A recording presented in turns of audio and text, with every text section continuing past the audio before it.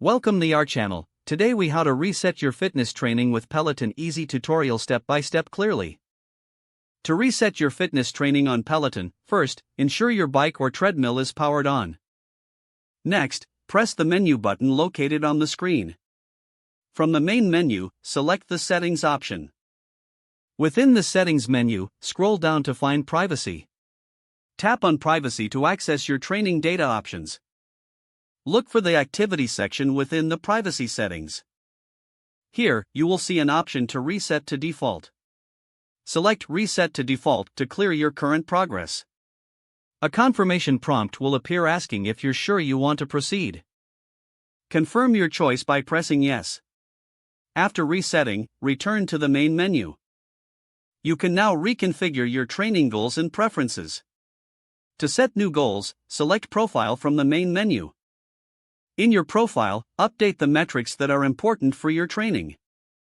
Once done, save your new settings. You are now ready to start fresh with your Peloton fitness journey. Enjoy your workouts and aim high. If the page does not load, refresh the browser or try again in a private or incognito window. Make sure you are using the correct email address, then retype it carefully to avoid small typos. If your password is not accepted, use the reset option and create a new strong password you can remember. Check your spam folder for verification or security emails, then complete any requested confirmation steps. Enable two-factor authentication if available to improve account security and reduce unauthorized access risk. After signing in, review your profile details so your contact information and settings are accurate and current.